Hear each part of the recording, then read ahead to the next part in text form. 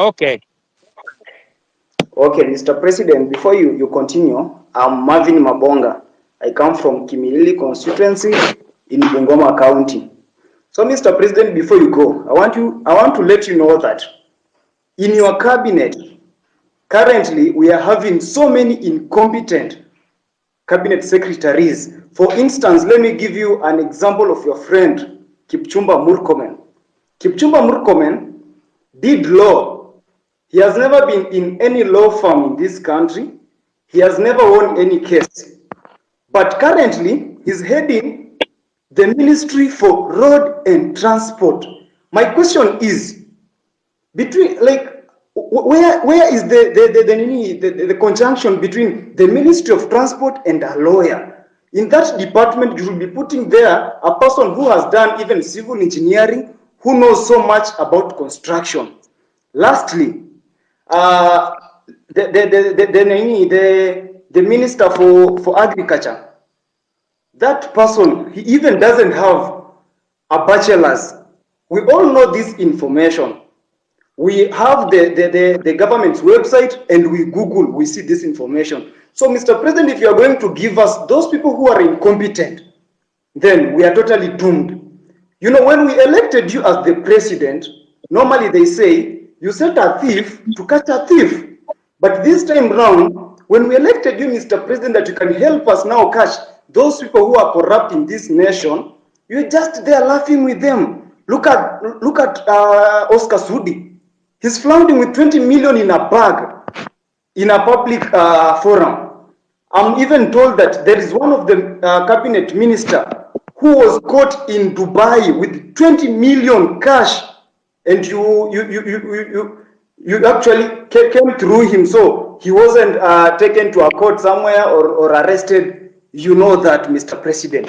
Personally, where I sit, I want to pay my rent by 10th, but because I finished campus, I don't have any job anywhere. I'm just here in the city seated. I will not be able to pay that rent because you promised to give us the jobs. But when we elected you, you are now telling us that in the next 1 year, we are not going to employ the youth. Mr. President, do you think that one is not a lie? Lastly, the other day you said, when you were questioned about the boy who was shot, you didn't know whether he was alive or dead. But now you know that the person who shot that boy is not the police officer. Mr. President, do you think that is a reality? That one is not a reality. I'm very angered person because every time we get to those public offices, we are treated like trash. And that's why the other day I was even on the forefront. You can watch the videos. I was on the forefront in those protests to demand for my right. And now here, Mr. President, you are just taking us through the corners. You are not even going straight to the point. Kindly go straight to the point. When you are asked about the person who is corrupt, you say this person is corrupt. He has been working with billions of money. Tell us, Omanga bought 60 with 50 million a vehicle which he is flaunting now on social media.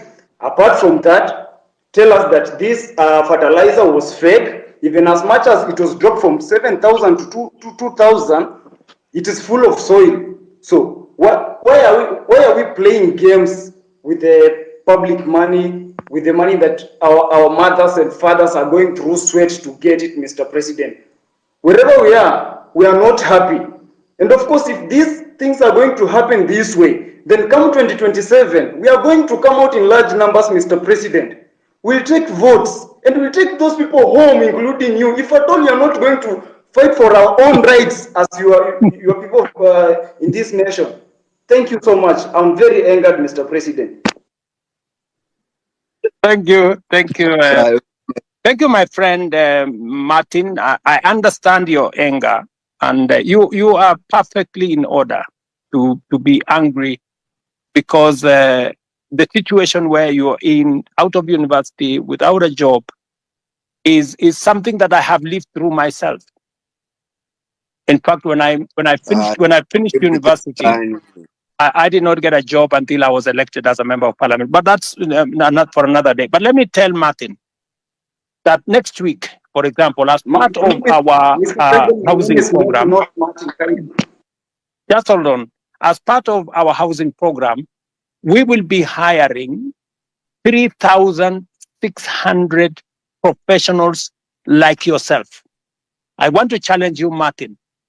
There will be an advertisement next week for engineers, architects, quantity surveyors, and many in the construction field, because we are looking for people who are going to work with our professional firms in our housing program.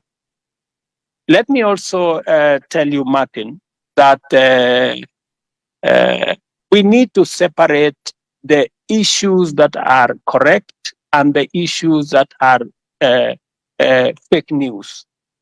The issue of some minister being found in Dubai, I don't know, last week with $200 million or something is fake news. That is not true. On matters to do with people you have mentioned were in different areas, today, I am here as a scientist, right? And many other people are doing many things from fields they did not necessarily train in. Because at a certain level, it is a management issue. It is a leadership issue. It is an issue about leading an organization. So I have heard you on some of the incompetent people you have said, some of the corrupt people you have said. I have listened to you. But let me say this to the public. Of the fertilizer that we supply to the Kenyan public, almost 6 million bags, 20,000 bags were the ones with a challenge. We isolated the 20,000 bags.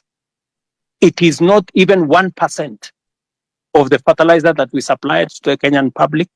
I do not want an impression to be created as though the fertilizer we supply to the people of Kenya in millions had any challenge.